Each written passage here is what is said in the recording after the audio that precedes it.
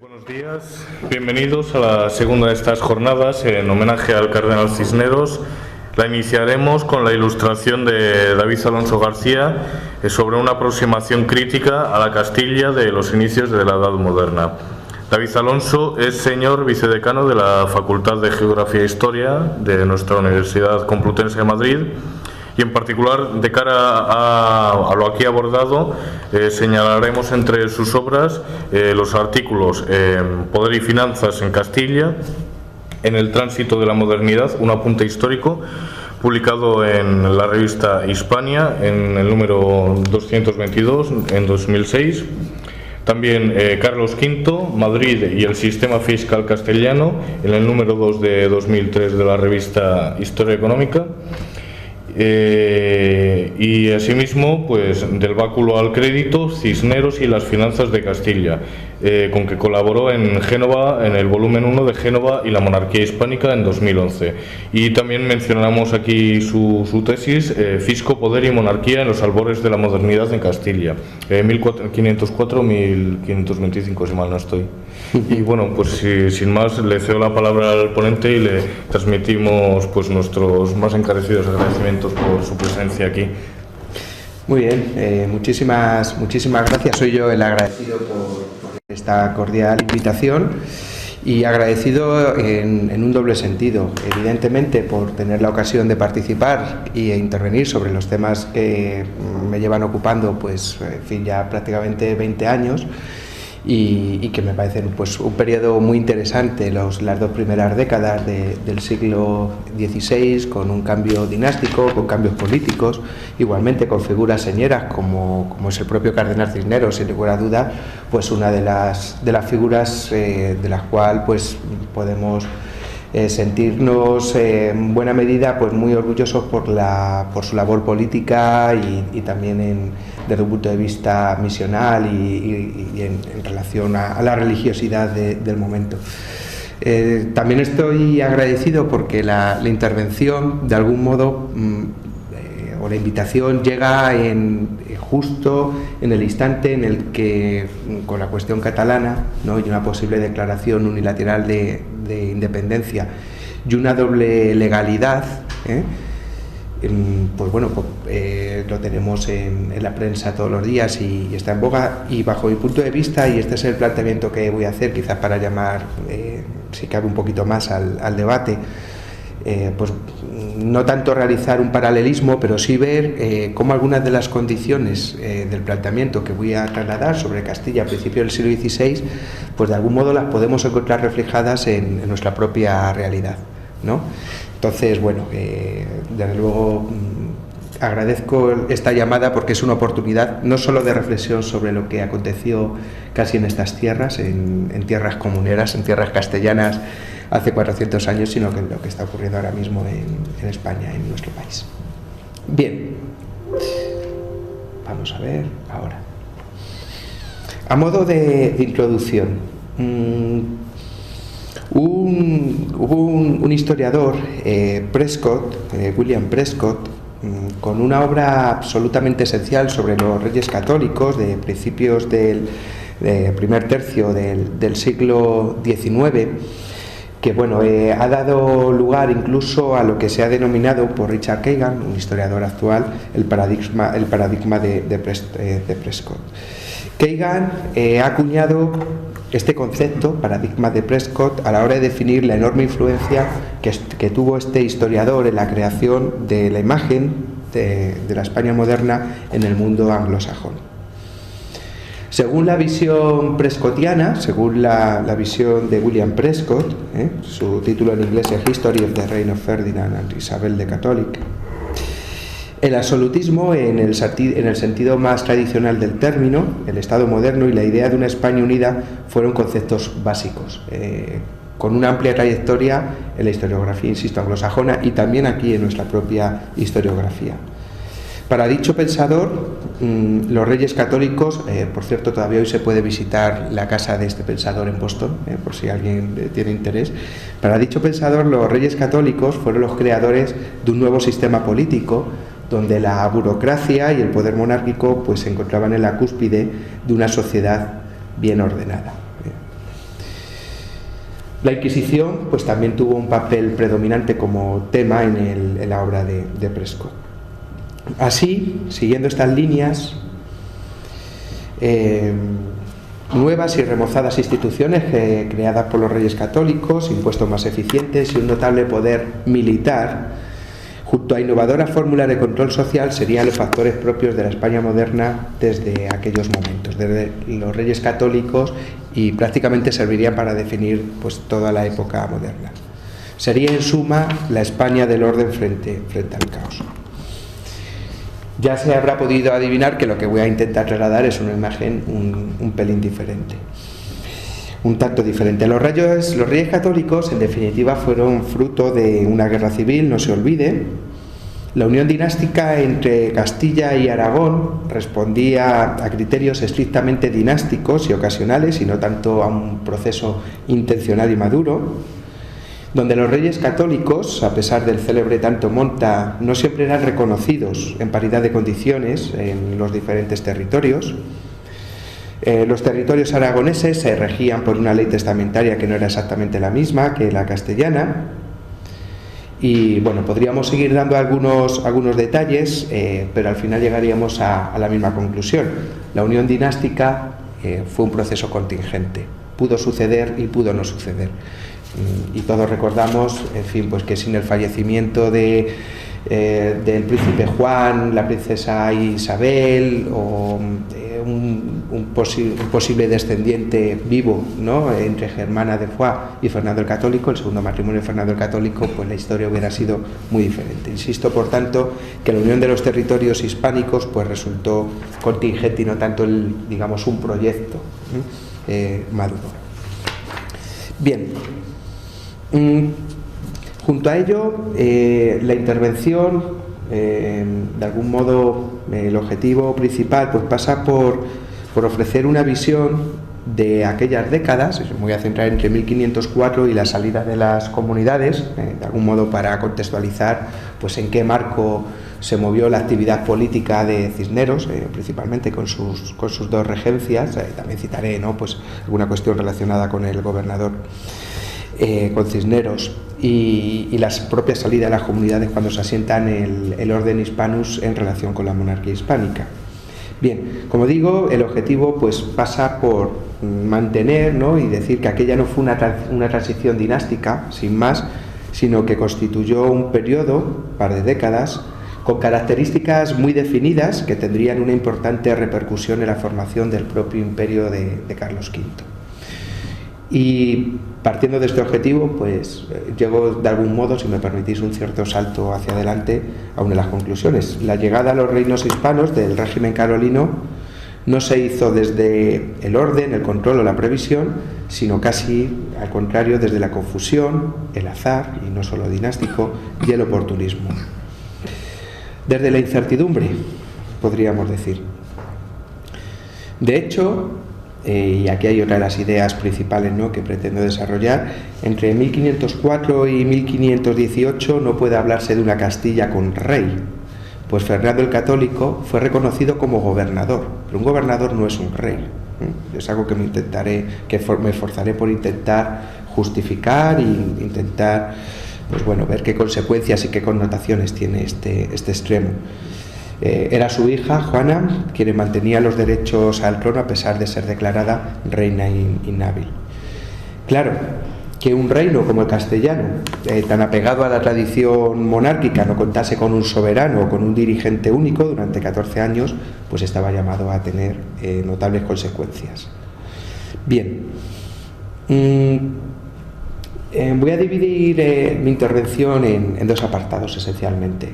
Uno lo he denominado Castilla sin rey, es decir, va desde el momento que se produce la crisis dinástica tras el fallecimiento de Isabel la Católica, para concluir en 1518-1520, y luego el proceso de Castilla con rey, es decir, como después de las comunidades pues se vuelve a un cierto orden carolino, ¿no?, por utilizar el término que anteriormente empleaba. Bien. Bueno, aquí vemos algunas de los interrogantes que cuando nos acercamos al estudio de estas décadas pues merece la pena plantearse. ¿Tuvo rey Castilla entre 1506 y 1518? Yo os he dicho que bajo mi punto de vista, cuanto menos es debatible, porque la figura jurídica es de gobernador, la de Fernando. El siglo XVI comenzó de este modo, con un monarca que no era reconocido unívocamente, y después explicaré qué significa esto, como gobernante. Y el resultado de esta condición pues fue una situación política, lógicamente, de confusión, inestabilidad, pero curiosamente, e incluso paradójicamente, también de afirmación del discurso monárquico. Estas son décadas, luego tendrás también su importancia y su influencia en las comunidades. Durante esta época, a pesar de este panorama de crisis, de diferentes figuras que podían pues erigirse como legítimos gobernantes, lo que para nada se debilita es el discurso de servicio a la corona. Todo lo contrario, bajo mi punto de vista, se refuerza. Se refuerza. Bien, para comenzar con este apartado, pues cabe recordar la propia cronología del conflicto dinástico Trastámara. El príncipe Juan, heredero, falleció en 1497. Pocos meses después, su hermana Isabel, la hija primogénita de los Reyes Católicos, y su propio hijo Miguel, pues corrieron la misma suerte. Fue así como Juana la Loca, pasó a ser heredera del trono castellano. Ahora bien, como ha demostrado Bethany Aran magníficamente, la formación de Juana, su matrimonio y en parte su destino, pues no estaban encaminados para regir el orbe castellano, sino más bien para acompañar a algún príncipe europeo, a Felipe.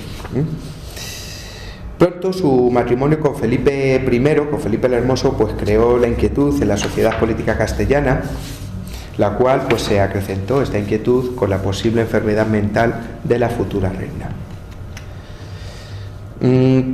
Felipe, es obvio, hijo de Maximiliano I, pues era un joven dirigente muy alejado de la tradición castellana. De repente, pues los azares del destino le convierten en futuro heredero o rey consorte, al menos, de los tronos de Castilla, ¿no? Castilla y Aragón. Así, muchos naturales pensaron, y no sin razón, que el reino podía perder su identidad tradicional en favor de otros modos de gestionar el poder. Fue así como el conflicto dinástico, que estalla a partir de 1504, se vino prefigurando antes mismo del fallecimiento de Isabel I, Isabel la Católica. Por ejemplo, la ceremonia de jura de las Cortes de 1502 a los príncipes, a Juana y a Felipe, pues resultó harto conflictiva. Lo ha demostrado clarísimamente Juan Manuel Carretero Zamora. Tanto aristócratas como oligarquías locales mostraron sus dudas en torno a la salud mental de Juana y la posibilidad de un futuro control del reino por parte de su marido. Estos sectores, insisto, ya en 1502, se mostraron dispuestos incluso a que Fernando el Católico pudiese actuar como futuro gobernador, incluso en el caso de que no falleciese Felipe el Hermoso, contra los derechos sucesorios de su hija y su propio yerno, lo que viene a demostrar que la situación política en Castilla se estaba encaminando hacia algo que solo se superará tras las comunidades de Castilla: la incertidumbre.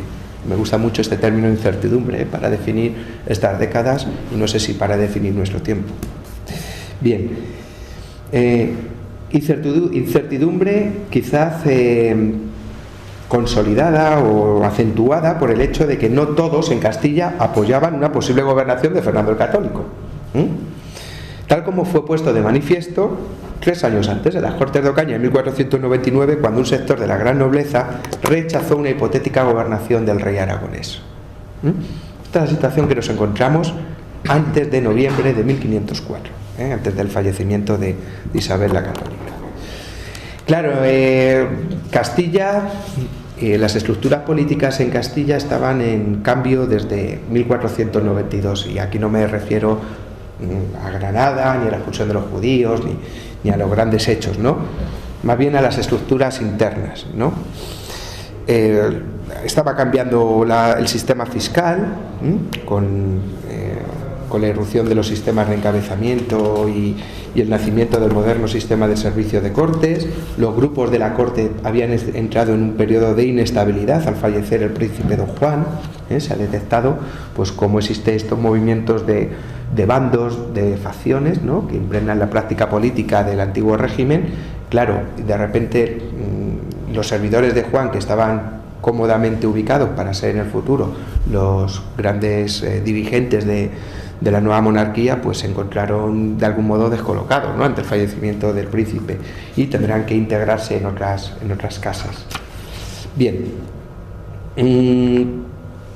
muchos de ellos, cabe decir, pues van a pasar al bando fernandino, ¿no?, y esta será una de las bases para que el rey aragonés, insisto, aragonés, pueda ejercer su gobernación aquí en Castilla. Bien, la confusión, por tanto, que caracterizará al periodo posterior estaba en formación. El régimen de corregimientos empezó a no ser igualmente visto, ¿no?, en esta década de los 90 respecto al anterior. En fin, y hay otros elementos, ¿no?, que permiten pues demostrar o aseverar con cierta rotundidad que los últimos años de reinado de los propios reyes católicos pues no fueron años del todo sosegados. Bien, sobre este escenario previo, la crisis dinástica acaecida tras 1504. Bien, la crisis dinástica acaecida tras 1504 abrió la caja de Pandora en torno a las tensiones, conflictos y contradicciones que eran propias de un reinado solo sosegado en apariencia. Es cierto que el reinado de los reyes católicos, al menos en esta última parte, quizás merecería alguna revisión, algún estudio en profundidad en este sentido. El fallecimiento de Isabel fue seguido por el inmediato nombramiento de su hija Juana como heredera en la Plaza Mayor de Medina del Campo, y aquí no radicaba ningún problema en este nombramiento. El testamento de Isabel I dejaba como gobernador a su marido, como reina a su hija, pero como gobernador a su marido. Lo que ocurre, claro, que esta aceptación por parte de los poderosos de Castilla pues no era sencilla. Existe ya una mala, justo en 1504, incluso antes, una mala relación entre Fernando y el archiduque, y esta mala relación pues será caldo de cultivo idóneo para las tensiones y conflictos que se viven en aquellos momentos en Castilla. Bien, ante esta circunstancia, el propio Fernando el Católico, en diciembre de 1504, un par de meses después del fallecimiento de su mujer, pues envió una carta a su yerno que suponía un verdadero asalto al poder. Traía la carta, pero no la voy a leer, es una cuestión de tiempo y no quiero aburrirles. Bien, tras estas disposiciones o tras esta carta de Fernando el Católico, de algún modo pues intentaba hacer valer sus pretensiones paternalistas, ¿no?, de velar por sus hijos, ¿no? A partir de este discurso, decir, yo me arrogo la potestad de velar por el bien de mi hija y por extensión de su yerno, pues debo convertirme en el dirigente único y reconocido de Castilla.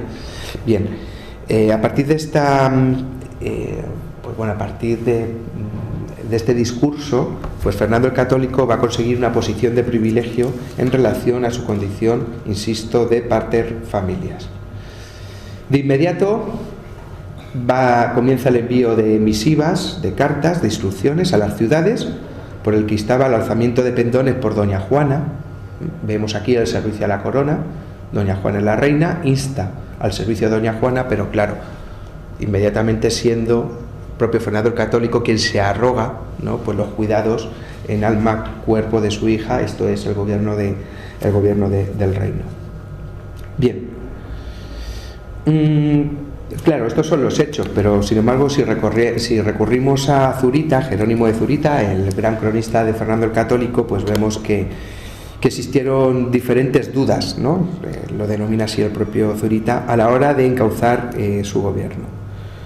El testamento de Isabel la Católica imponía una gobernación, pero Fernando el Católico, a decir del propio Zurita, también sopesó la idea de que se le tuviese por legítimo sucesor, insisto, legítimo sucesor de aquellos reinos, pues descendía por línea de varones de la Casa Real de Castilla, es decir, invocando a una legitimidad que ya no era directamente la del testamento de su mujer, sino de algún modo puenteando, ¿no?, la parte castellana para llegar a los matrimonios entre las diferentes ramas trastámara de bastantes décadas antes. Bien,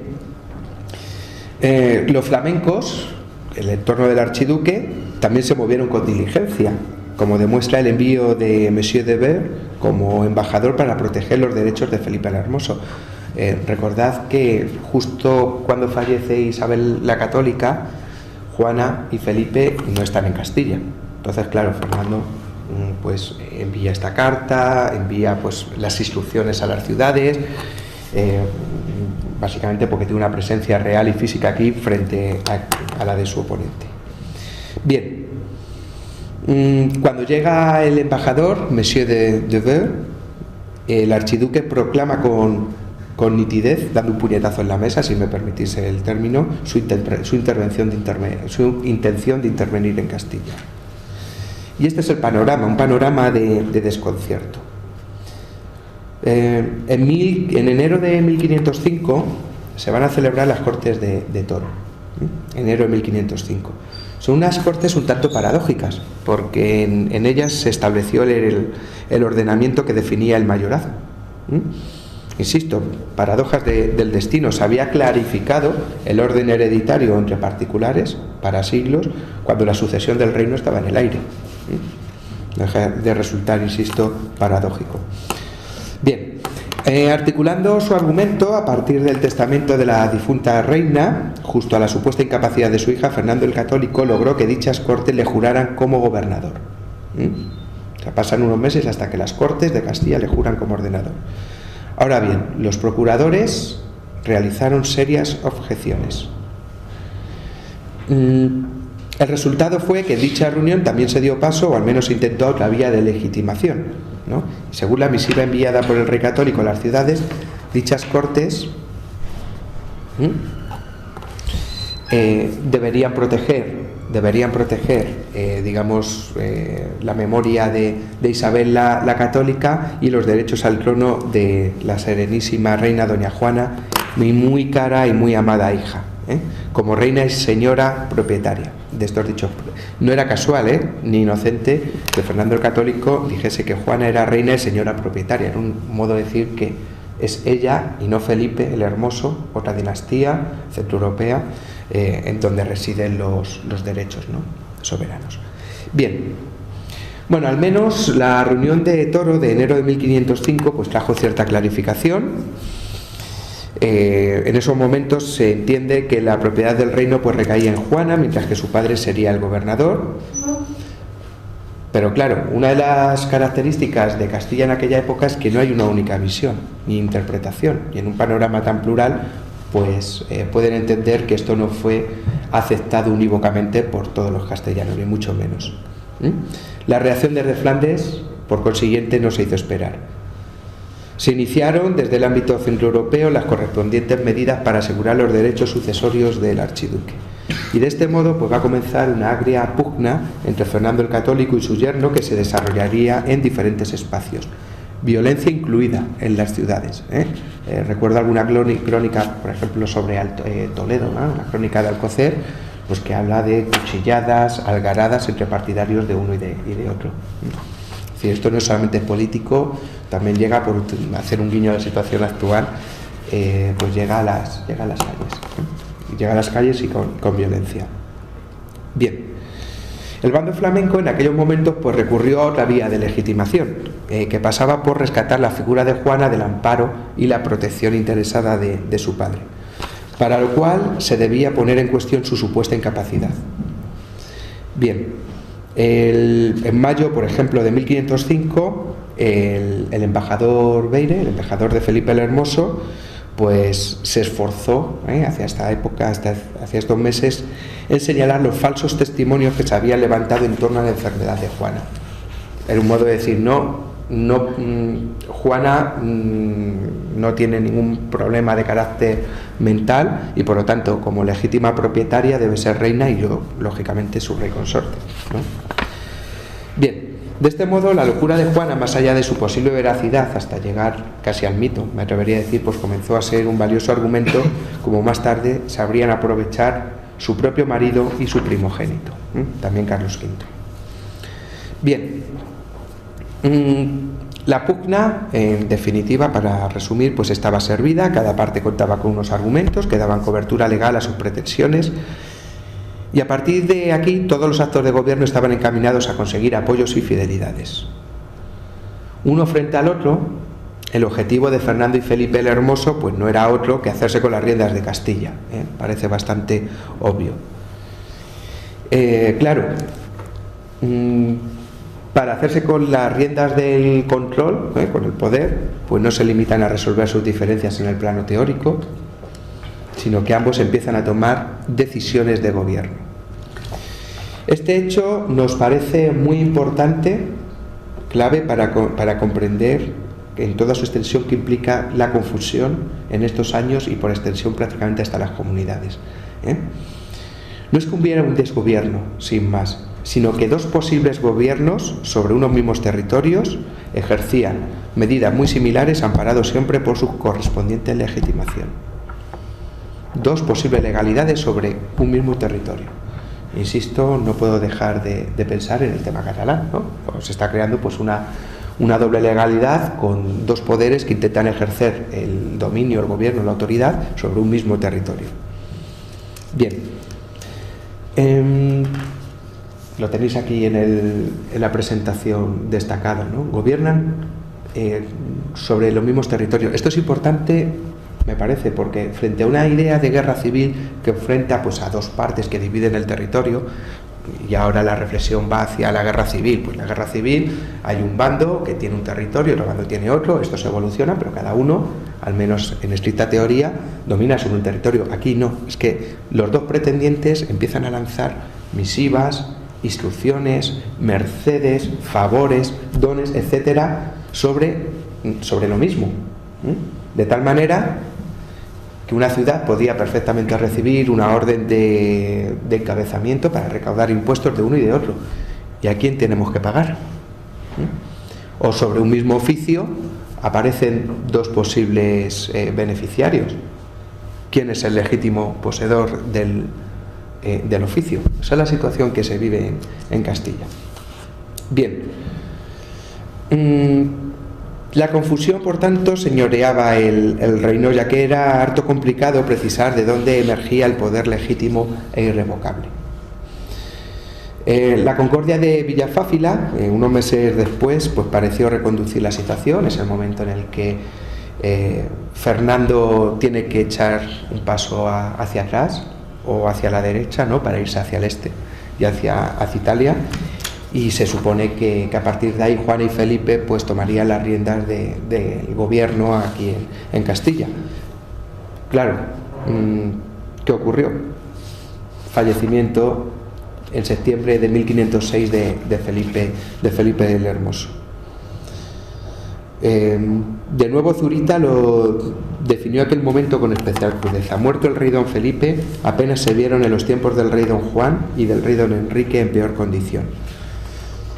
Existía en el recuerdo de la memoria colectiva una clarísima comparación con las guerras civiles del siglo XV.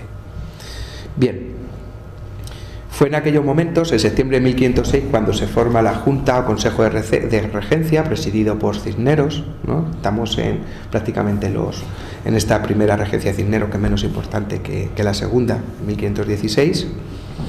Y Cisneros comienza a ocupar pues parcelas muy importantes del poder, cuya expresión máxima sería su nombramiento como cardenal de Santa Sabina, capelo conseguido por intermediación de Fernando el Católico. Quizás no resultó ajeno que el arzobispo de Toledo pues se apoderó del control de la reina, que en definitiva era la poseedora última de los derechos, ¿no?, sobre el reino, como propietaria con 2000 hombres. Y en 1507 Cisneros fue nombrado inquisidor general. Bien, claro, Castilla sin rey. Estamos en 1507. Una parte de los castellanos pues deseaba la vuelta de Fernando el Católico como garante del orden. Fernando el Católico, dicho sea de paso, pronto se apresuró a dar por nulo cualquier acuerdo alcanzado con su yerno. Otros, en cambio, pues preferían una regencia del emperador, de Maximiliano, asegurada por tropas procedentes del imperio. Otros castellanos, reunidos en el entorno de la casa del príncipe Fernando, preferían a Juana como soberana efectiva. En 1507 estaban planteadas todas estas opciones, e incluso más. Habrá un movimiento por parte de Valladolid, y apenas está estudiado, tengo que decir. Hay algún artículo, la documentación que yo he podido localizar se encuentra en el Archivo Municipal de Valladolid. Hay una documentación en el Archivo Municipal de Valladolid que demuestra que la ciudad de Valladolid convoca cortes, llama a ciudades del entorno, de la submeseta norte, casi para proponer otro modelo de gobernación. Bueno, sabido es que aquí la convocatoria de cortes era una prerrogativa única y exclusiva de la monarquía. Bien. Claro, ¿cómo es posible que Valladolid, por supuesto, tanto Maximiliano, Juana y el propio Fernando el Católico, pues invalidaron esta propuesta de Valladolid, pero existió. Claro, ¿qué argumento podía esgrimir la ciudad de Valladolid para hacer una convocatoria totalmente, hoy diríamos, ilegal o paralegal? Pues el argumento de servicio al rey, de servicio a la corona, sirviendo a su majestad en función del bien y sosiego en los reinos, pues nosotros convocamos a estas ciudades. Insisto, saltándose la norma más básica en los procesos legales, ¿no?, de las Cortes de Castilla, en el sentido que es el rey quien convoca a las Cortes. Bien. Esta situación solo cambiaría, es una situación, como vemos, muy compleja, cambiaría solo en parte entre 1508 y 1510. La llegada de Fernando el Católico a Castilla, donde Cisneros tuvo un papel de primerísimo orden, pues no trajo nada parecido a un restablecimiento de algo que podríamos denominar como situación de normalidad monárquica. Aclara el panorama anterior de los últimos 3 años, que había sido muy difícil, pero no restablece la idea de un rey, una fidelidad, unas líneas de ejecución del poder, ¿no?, y de la justicia, que es como se entiende el poder en aquellos momentos. Hay algunos datos que son elocuentes, ¿no? El nuevo embajador veneciano en Castilla, a principios de 1508, Francesco Corner, presentó sus credenciales ante Cisneros, no ante Fernando el Católico o su propio embajador. O Juana mantenía embajadores propios ante el rey de Inglaterra, al margen y de modo paralelo a los de su padre. Bien. Maximiliano y Fernando firmaron en 1509 el tercer tratado de Blois, que es un tratado importante para lo que ocurre en Castilla, donde se va a alcanzar un nuevo acuerdo por el que se legitimaba al príncipe Carlos, ya aparece clarísimamente en el horizonte Carlos V, ¿no? Se le va a legitimar al príncipe Carlos como futuro rey aquí, en Castilla, insisto. Y a cambio el emperador reconocía a Fernando el Católico como gobernador, ¿no? O sea, observad que han pasado varios años hasta que hay un acuerdo ya diplomático por el que Maximiliano reconoce a Fernando el Católico como gobernador. Este acuerdo fue ratificado en las Cortes de Madrid, que se celebran en los Jerónimos en 1510. Pero claro, insisto en la idea, un gobernador no es un rey. Hay diferencias, y diferencias no menores. Las posiciones de Fernando comenzaron a ser más nítidas, pero no definitivas. En este sentido, sus disposiciones eran apoyadas, las disposiciones de Fernando el Católico, siempre que beneficiase a alguien en particular, mezclando por tanto el servicio al rey con el beneficio privado. El propio Zurita nos recordará que el rey católico se veía obligado a utilizar el regalo y el disimulo frente a deservidores, combinando de este modo el uso de la fuerza con la magnanimidad, atributos ambos de los gobernantes, ¿no?, en la visión o en la cosmovisión que se tiene sobre los políticos del Renacimiento. Bien,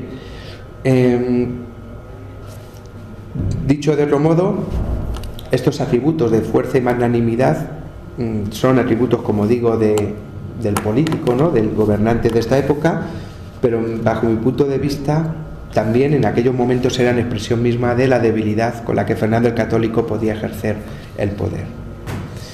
Dicho de otro modo, cuando los dictámenes del regente aragonés pues no gustaban a sus destinatarios, podía ocurrir, ¿no?, los castellanos se apresurarán en recordarle, y no sin chanza, que era Juana su verdadera y legítima reina, que él era, permitidme abrir unas comillas, un simple gobernador.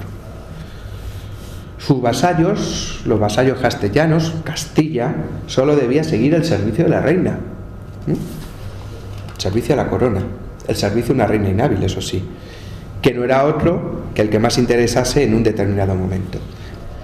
Yo a esta conclusión, entre otros, ¿no?, pero he llegado de un modo muy claro analizando el mundo del gobierno de la hacienda, ¿no? Daniel, en la presentación de, efectivamente, mi tesis doctoral, pues fue sobre cuestiones de política fiscal, hacienda, mercaderes, banqueros, etcétera, en esta época. Y justo entre 1510 y 1511 hay un movimiento por parte de algunos financieros para hacerse con el control de los oficios, con el control efectivo de la hacienda, podríamos decir, poniendo bastante dinero a favor de Fernando el Católico para sus guerras. Bien, la reacción de los contadores pues fue muy clara, Le van a decir que por servicio a la reina ellos no obedecen esas disposiciones, esas normas. Cuando vieron amenazadas sus posiciones de privilegio al frente del gobierno, los contadores mayores de Hacienda y todo su entorno, pues van a recordar que ellos eran oficiales de Juana y no del rey de Aragón. ¿Cuál fue la solución a la que se llegó? Perfectamente entendible y que tampoco fue perjudicial para Fernando el Católico. Pues muy bien, ofrézcame más dinero. Es lo que hicieron los contadores con los financieros de su entorno. Le ofrecieron más dinero y vieron reafirmada su posición de privilegio al frente de la Hacienda Real. Pero ojo, cuando vieron amenazada, insisto en la idea, cuando vieron amenazadas esta posición, lo que aluden es que ellos no son oficiales del rey, sino que sirven a la corona, pero sirven a Juana. Bien. Muchos castellanos, siguiendo en esta línea, estaré más de media hora, pido disculpas, Muchos castellanos necesitaban a Fernando el Católico, como podemos ver, como garantía una situación de dominio anclada en el servicio a la corona. Insisto una y otra vez, porque además aparece así en las fuentes, ¿no? Insisto, la legitimación o el discurso de servicio a la corona, cualquiera que fuese su interlocutor, se convirtió en el modo de solicitar, pedir mercedes, elemento de legitimación, en definitiva. Cuando uno se dirigía a la Cámara de Castilla o a la Contaduría o al Consejo o al Rey o al Regente o a Cisneros, ojo, o sorpréndase, o incluso a Maximiliano, yo ahora daré pues alguna noticia al respecto, y pedía pues lo que fuere, un oficio, una prebenda, un cargo, unas rentas, un título, lo que fuere, era siempre argumentando que era en servicio de la reina, en servicio a la corona. Es sistemático, se dirigen con este lenguaje, que es un lenguaje en el que todos se reconocen, se dirigen a Fernando el Católico, pero se dirigen también a los propios contadores, a la propia administración, se dirigen, como digo, o al menos yo he detectado este caso, ¿no? En 1512 a Maximiliano, fue la ciudad de Madrid, ojo, siguiendo instrucciones de Cisneros, el propio Ayuntamiento de Madrid, quien escribió a Maximiliano en 1512 para recabar su ayuda en la expedición de oficios relacionados con asuntos de carácter eclesiástico. Hemos visto que antes Cisneros fue un apoyo decisivo para Fernando y viceversa, pero en 1512 el propio Cisneros, esta documentación del Archivo Municipal de Villa, es el que pide al ayuntamiento y a los regidores que escriban a Maximiliano. Como la fuente de legitimidad, que es este discurso a la corona, siempre está presente, pues al final lo ampara. Al final lo ampara. Bien, la situación derivó a partir de estas condiciones en que los propios oficiales reales, y muy particularmente el propio Cisneros, pues van a adquirir cotas de poder propios, ¿no? Podríamos decir, sin que necesariamente hubiesen de pasar por el regente, por Fernando el Católico. En muchas ocasiones pasaban. Fernando el Católico es la figura de referencia, por supuesto, pero en otras ocasiones no lo hacía así. Incluso más, Gattinara, el futuro canciller del emperador, pues va a llegar a albergar la idea de sublevar a los castellanos contra Fernando el Católico, a pesar de lo firmado en el tercer acuerdo de Blois. Bien, y en 1514, por dar más datos en este sentido, pues ya el propio Carlos, el futuro Carlos V, se intitulaba rey de Castilla, sin siquiera citar a su madre. En fin, esto es interesante. La fuente de referencia donde he visto esto, en los diarios de Marino Sanuto, ¿vale? Embajador, que, bueno, pues siguiendo a Marino Sanuto, como digo, Carlos ya en 1514, según algunos testimonios, va señalando contra cualquier tipo de legitimidad que ya es rey de Castilla. Bien, como podemos comprobar, esto pues tiene al menos dos consecuencias, al menos dos consecuencias. La primera es este panorama de confusión y de incertidumbre. Te puede llegar una norma o una disposición desde diferentes ámbitos, como podemos entender. Insisto, a mí esta situación me recuerda a lo que ocurre o lo que pudiera ocurrir en Cataluña, más bien lo que pudiera ocurrir. Punto número uno. Punto número dos, va a reforzar la identificación entre los castellanos y el servicio a la corona como lenguaje político, porque al final es lo que amparaba tus propios intereses. El problema no residía en la identificación, en la identificación entre el rey y la corona. Todos, aristócratas, ciudades o castellanos, en general se presentaban a sí mismos como los más fieles vasallos de la corona, pero ¿quién era el legítimo e incontestable monarca? Fernando, Juana, Maximiliano, el propio Carlos. En mi opinión, en mi humilde opinión, este es uno de los elementos que explican por qué no se abrió paso otras alternativas ideológicas. El republicanismo, vivo, conocido en Castilla, o sea, en aquella época donde existe una transferencia de ideas culturales por toda Europa. Estamos en el Renacimiento, pues muy acuciante. ¿Cómo es posible que en esta situación de incertidumbre, desconcierto, crisis dinástica, etcétera, no se abran paso otro tipo de teorías? Bueno, quizás no se abren paso porque la identificación entre castellanos y servicio a la corona permitía amparar posiciones de beneficio propio, por decirlo de algún modo, ¿no? Entonces se reconocía, ¿no?, en este lenguaje. Bien.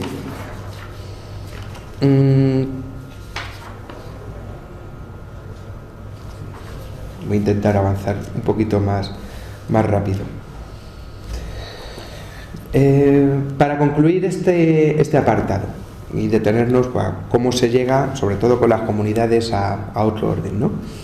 Los testimonios de sujeción a la monarquía, de servicio a la corona, no reflejan la existencia de una monarquía unidireccional en estos años, en estas dos primeras décadas, de una monarquía autoritaria en la cosmovisión proyectada por Walter Prescott, sino un discurso en el que, como digo, se reconocían los castellanos porque en su seno pues cabían elementos como la negociación o la posibilidad de cubrir expectativas de ascenso sociopolítico. Todos y para todo se hacía en servicio de su Alteza, aunque no existiese Alteza que ejerciese como tal en el sentido más estricto del término. Bien. Este hecho, y será importantísimo en el futuro, demuestra que el servicio a la corona también podía ser una garantía para las ambiciones sociales, ¿no? ¿Cómo se llegó a esta situación? Pues lo podemos imaginar desde la imprevisión y la adaptación a unas circunstancias extraordinarias, ¿no? Imprevistas también, ¿no? Los fallecimientos, empezando por los fallecimientos en la familia real. El modo más efectivo de mantener una posición propia no era otro que presentar cualquier acción como un servicio a favor de la monarquía, a favor de la corona. Y los castellanos supieron así acomodarse a un contexto de crisis dinástica.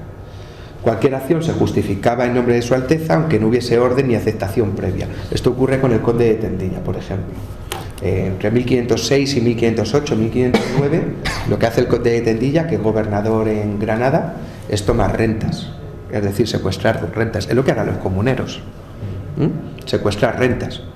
Luego le pasa, permitidme el término, le pasa la minuta a la Hacienda Real. pero no hay una orden para que las incaute. Es él el que dice, ante esta situación yo cojo el dinero, pago a la tropa, no vaya a ser que tenga aquí un problema, y luego ya diré que lo he hecho en servicio de Su Alteza. Vamos, el Archivo General de Simancas está repleto de cartas, misivas, órdenes, instrucciones, contraórdenes, etcétera, con este caso. Bien, cuando llega, voy a hacer en un minuto, nada, simplemente la gobernación de Cisneros, ¿no? Porque bajo mi punto de vista, dado que es un seminario sobre Cisneros, merece la pena que paremos brevemente. La segunda gobernación de Cisneros, bajo mi punto de vista, bebió de estos elementos. Al menos la acción de gobierno es decir, no fue una simple transición hacia Carlos V, porque tampoco estaba claro que Carlos V pudiera o ser el rey en las circunstancias que luego lo sería. De hecho, las relaciones entre Carlos V y Cisneros no fueron todo lo afectivas que hubieran debido ser. Cisneros, siempre apelando pues a este servicio a la corona genérico, pues puso en marcha al menos, o consolidó más si cabe, al menos 3 iniciativas que demuestran que tenía una capacidad política propia más allá de ser un simple servidor, ¿no? Va a tener representación y corte propia, o sea, su entorno está aquí en el Archivo Histórico Nacional y ha sido estudiado, es una corte. Si queremos una corte en pequeño, pero es una corte, es un núcleo de gobierno. Cuando decimos corte, es un núcleo de gobierno para tomar decisiones. Además, cuando llega al gobierno, va a emprender diferentes reformas en la administración, va a intentar colocar a gente pues, de su entorno, de su confianza. Yo lo he podido ver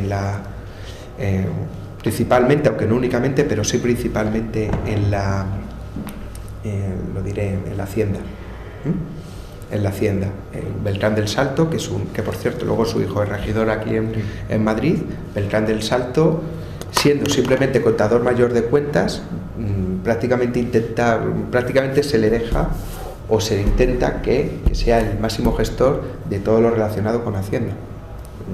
No solamente, digamos, las atribuciones propias de contador mayor de cuentas. Bien, eso en primer lugar, representación y corte propia. En segundo lugar, junto a ello, representación diplomática en Roma, que no nace en estos momentos. Cisneros tiene sus embajadores y tiene su influencia y tiene sus informaciones procedentes de la Santa Sede. Eso no es un asunto menor, y que son paralelos y diferentes a los de Fernando, ¿vale? Va a montar un ejército, la gente de ordenanza,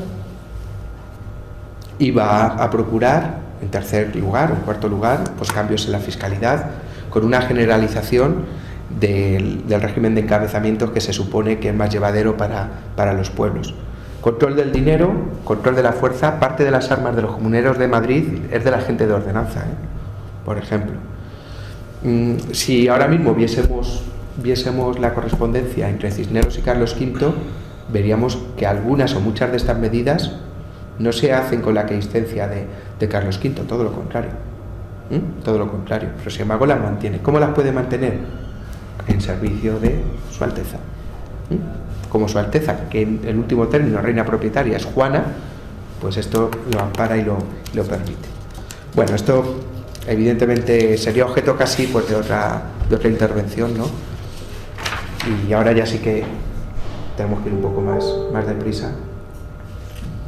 Skype se ha actualizado, pero creo que no nos hace falta. No. Bueno.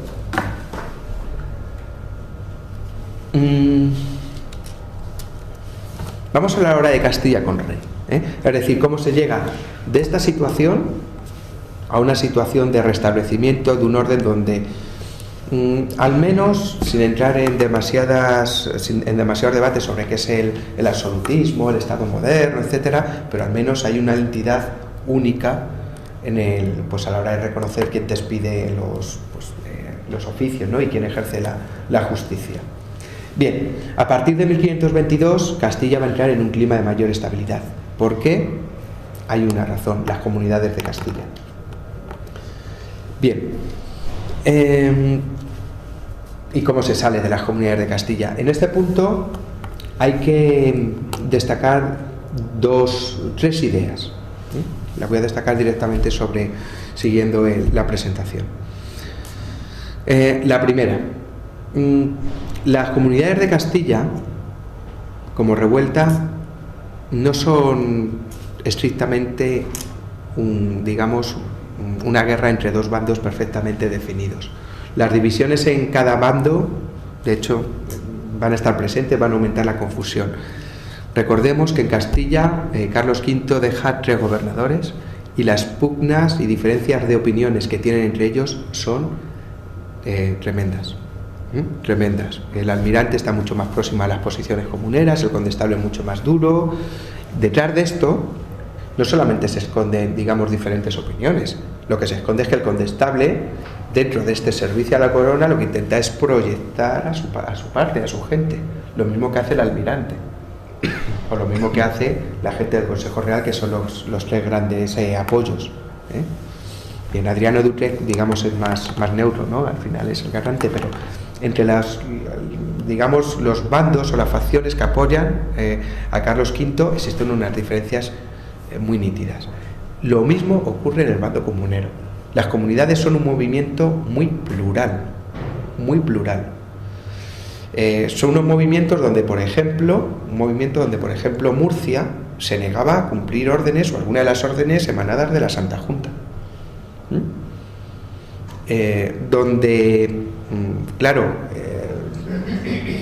Existe un origen social que también es muy variado. Hay nobles que apoyan a los comuneros, hay élites que apoyan la revuelta comunera y luego hay sectores, entre comillas, del pueblo llano que también la apoyan. Como digo, las divisiones en el seno comunero pues fueron no menores. Hay un punto que me parece también interesante señalar. Los comuneros nunca rompieron del todo la comunicación con el entorno de Carlos V. Vía almirante, o directamente ellos, nunca van a proclamar que quieren una república, quieren otro tipo de relación con la corona. ¿Cómo se podía, que es lo que quiero destacar, cómo se podía anclar y amparar este elemento? Diciendo que era el mejor modo de servir a la corona. Otra cosa es que el mejor modo de servir a la corona es que hubiese unas cortes representativas, mucho más adelantadas en su tiempo, vamos a definirlo de ese modo. Pero para ellos es un modo de servicio a la corona. No hay ninguna contradicción. Eso tiene, como me estoy intentando, ¿no?, que se vea, tiene una trayectoria de 2 décadas. Es lo que lo explica. Bien. Divisiones en cada bando, aumento de la confusión. Aspecto absolutamente esencial. ¿Qué ocurre durante las comunidades? La denominada, en términos de Josep Pérez, radicalización del movimiento.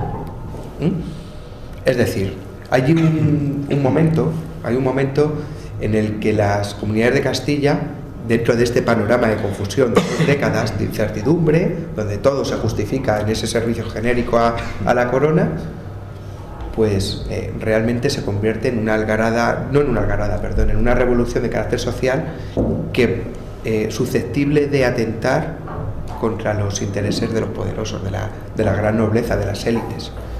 Es ahí donde se produce, por, darle nombres y apellidos, las denominadas traiciones de Pedro Laso de la Vega o don Pedro Girón, ¿no? Es decir, nobleza que apoyaba a los comuneros, ahora pasa a ser militares, en algunos casos, a favor de Carlos V. Ojo, ocurre en el bando comunero, pero hay algo todavía más importante.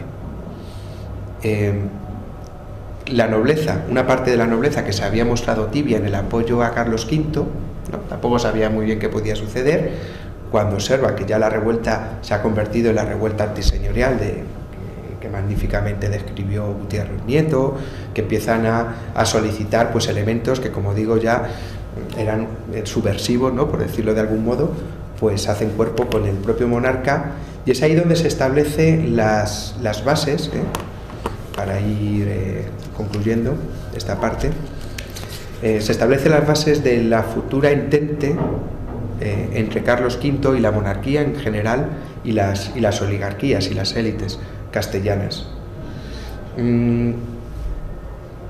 Hay un trabajo del profesor Bartolomé Yunca Salilla, seguro, muy posible que lo conozcáis, ¿no? que se titula, Mal avenidos pero juntos, que es muy explícito y que nos dice cuál es el orden de la propia monarquía hispánica, al menos durante el siglo XVI. Ambos, coronas y élites, se van a necesitar. Esto es una consecuencia directa de las comunidades de Castilla. A Carlos V las comunidades le demostraron que no podía gobernar sin el concurso de las élites. De hecho, la pacificación del reino vino de la adopción de algunas, de no pocas medidas que defendían las élites comuneras, la Santa Junta. Si vemos las Cortes de 1523, algunas de las medidas que promulga Carlos V, revisión de contadores, matrimonio con Isabel de Portugal, que está en el programa comunero, en fin, y otras que tengo aquí apuntadas, pero que ya no detallo, no por falta de tiempo, por ir más rápido. Si hubiéramos, el propio Carlos V dice, vamos a intentar integrar a estas élites, vamos a intentar, ojo, que estas élites pues vuelvan a tener el papel, ese papel. Para las élites, por otro lado, no había mejor garantía, ¿no?, de continuar al frente del dominio social, ¿no?, propio de aquella época, que amparar su servicio y reforzar su servicio como servicio a la corona, ¿no? Entonces, ¿a qué conclusiones podríamos llegar desde estas ideas? Bueno, pues al menos 2 o 3 o 4, ¿no? La monarquía hispánica no van a hacer más del conflicto que de la estabilidad. Aquellas 2 décadas no fueron décadas, bajo mi punto de vista, esto es una interpretación perfectamente debatible, ¿no? Pero aquellas 2 décadas pues no fueron décadas sin más de transición, de sustitución de una dinastía por otra, sino que hubo elementos mucho más profundos y que llamaron a conformar cómo se constituyó y cómo nació la propia monarquía hispánica y algunas de sus condiciones en Castilla y fuera de Castilla. Aquí nos interesa en estos momentos Castilla. Bien, como digo, nace más del conflicto que de la estabilidad. Los momentos de conflicto y de tensión pueden ser momentos también de resolución, y momentos para plantear, y lo digo con toda la intención del mundo, como podéis entender, para plantear pues soluciones nuevas llamadas a ser duraderas, ¿no?, en el tiempo. Bien, dentro de este sistema, a partir de 1522, la monarquía es un entramado donde el rey ocupa el primer escalón, pero no toda la escalera, ¿vale? Donde las élites van a continuar teniendo un papel absolutamente esencial. ¿Cómo podían anclar las élites su obediencia y su fidelidad al rey? Pues precisamente en ese servicio a la corona, que es un argumento de una legitimación que para nada se debilita en estas primeras décadas, todo lo contrario, siendo conscientes que al final la corona es la mejor garantía para su propia situación de privilegio, y la garantía y la monarquía por su parte, la corona por su parte, más exacto seguramente hablar en términos de corona, siendo conscientes, bueno, pues que el concurso, el ejercicio del poder requería de otorgar parcelas del mismo a las élites. Si viésemos y ya concluyo,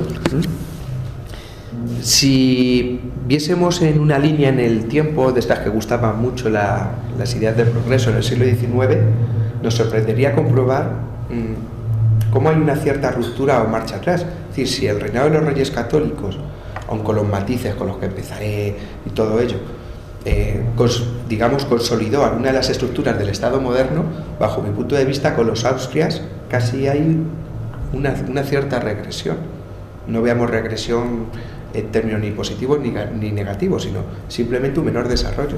El análisis de la fiscalidad es una balconada increíble para analizarlo. La fiscalidad, desde 1522 y principalmente desde el encabezamiento general de 1534-1536, queda en manos de las ciudades, queda en manos de las oligarquías ciudadanas.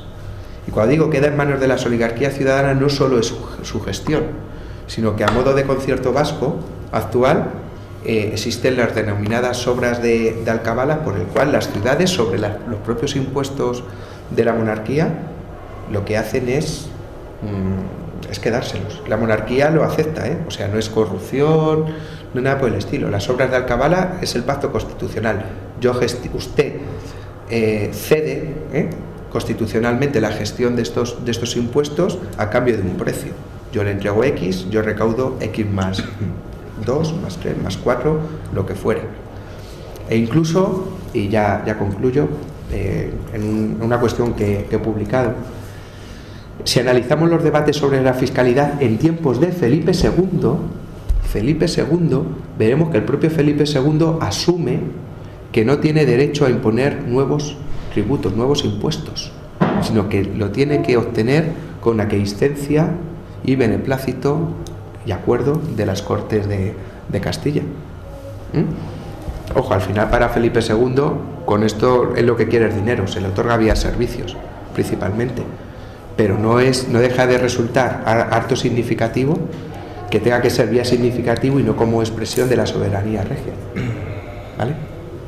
Bien, yo por mi parte ya concluyo. Me he extendido, os pido disculpas, me he extendido más de lo que hubiera estimado. Creo que es muy interesante el análisis de este periodo, aunque no fuese más que por analogías, ¿no?, o alguna comparación con lo que estamos viviendo. Muchísimas gracias. Pido un aplauso para el ponente.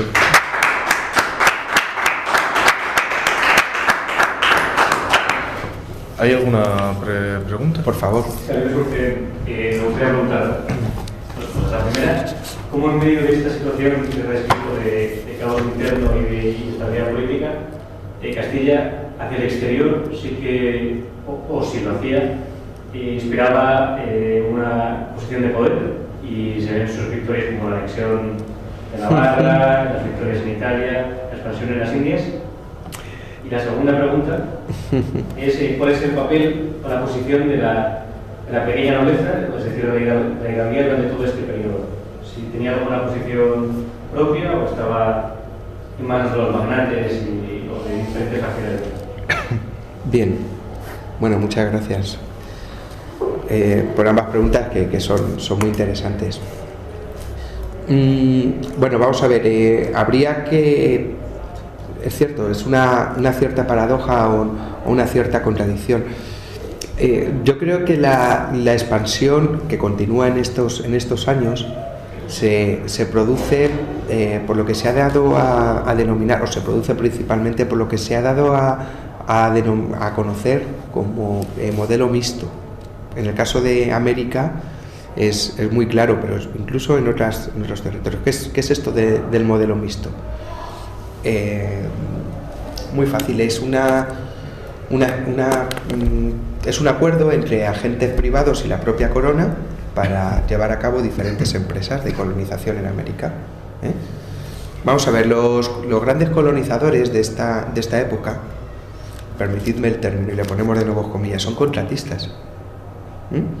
Lo que le dicen lo que acuerdan con la corona, con Fernando el Católico, y después podemos ver el papel de Cisneros, por ejemplo, en Orán, o del Gran Capitán en Nápoles.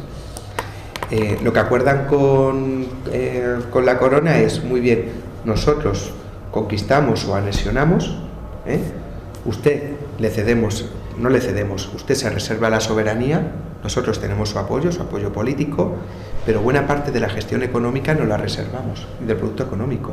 O sea, recordad que el producto económico que en teoría, por supuesto en estricta teoría, extrae la monarquía de las Indias es el quinto real. El quinto real es un 20%, no es más. El 80% se lo queda el conquistador es el que pone dinero, el que busca hombres, el que busca navíos, es quien lo organiza. O sea, hoy diríamos en términos de empresa colaboración público-privado. Entonces, la expansión tiene mucho de este modelo. Hacia las Indias es clarísimo. Recuerdo en este caso el libro de Antonio Miguel Bernal, España, proyecto inacabado, del año 2005, fue Premio Nacional de Historia, que lo explica muy bien, ¿no?, en algunas de sus páginas para América. Ocurre en parte también con Cisneros, ¿no? Cisneros, Orán, y en parte ocurre también con el Gran Capitán. Cuando el Gran Capitán realiza sus campañas por el sur de Italia, son las campañas del Gran Capitán y digamos del mismo modo que son las campañas de Fernando el Católico. Eso es lo que ocurre prácticamente con la reconquista de toda la Extremadura castellana y de toda Andalucía, ya por parte de nobles, no, pero anteriormente ha sido, digamos, por las comunidades de Villa y Tierra y también por las órdenes de caballería. Claro. Quiero decir que no es nuevo. Claro, no es nuevo, efectivamente. Claro, precisamente este discurso de servicio a la corona refuerza este vínculo. Recuerda que las relaciones entre el Gran Capitán y Fernando el Católico no son demasiado buenas, no son demasiado buenas. Y sin embargo, pues trabaja para... ¿Por qué? Pues porque este servicio genérico de servicio a la corona pues lo ampara. Luego, cómo se traduzca es otra cosa. Yo me atrevería a decir que va un poco en esta línea, ¿no? Va un poco en esta línea. El caso de Navarra, yo mismo me lo pregunto, y sobre todo me pregunto por qué Fernando no lo anexiona a Aragón, en lugar de cedérselo en 1515 a Castilla, en las Cortes de 1515, ¿no? Bueno, yo diría que en este sentido, para finalizar, que este modelo de colaboración entre agentes particulares, nobleza, ¿no?, en algunos casos, y monarquía es lo que lo viene a explicar. Y luego en relación al papel de la pequeña nobleza, que es un papel importante, significativo, de algún modo nos hace falta estudios que demuestren, hay alguno para Salamanca, recuerdo, por ejemplo, pero nos falta todavía más estudios que demuestren qué grado de vínculo tiene con la alta aristocracia. Si fue laxo, si fue más estrecho. Sí que sabemos, bueno, decía Salamanca, también el caso de Cuenca con los trabajos de Máximo Diago, ¿no? Bueno, pues que las oligarquías locales, pequeña nobleza de Cuenca, por ejemplo, pues son deudos de los Mendoza, si no recuerdo mal. Allí en Salamanca están los Maldonado, no Pedro Maldonado el comunero, sí de la propia familia.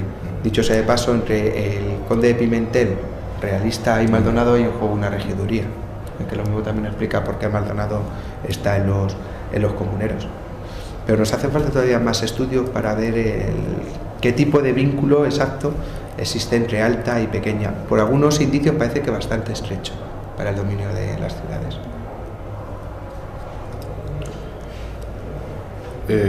Sí, lo que pasa, no sé si tienes mucha prisa. No, por favor, yo estoy encantado. Sí, de hecho, la culpa es mía porque he hablado demasiado. Me gustaría señalar también precisamente que el estudio y, digamos, la disputa historiográfica en torno a este periodo es muy importante. Sobre todo, yo creo que se ve un poco en el desarrollo historiográfico de distinta escuela del 19 y hasta nosotros, porque se pone un poco en cuestión, digamos, cuál es la naturaleza de la unidad política, si la hay, de España, y digamos cuál es su naturaleza.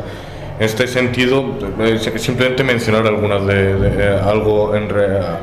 cosas en relación de tu ponencia, porque es que son muchos flecos y es inmanejable aquí. Señalar, por ejemplo, cuando has mencionado la contingencia del matrimonio entre Isabel y Fernando, a lo mejor es una banalidad, pero quiere decir que digamos que la historia todo es contingente, y señalar que en esa época y desde antiguo, pues bueno, lo evidente que mediante estos matrimonios dinásticos, digamos, se corrían las cartas de la política, es decir, que se conformaban y se constituían, digamos, se solidificaban o asentaban comunidades políticas ya dadas.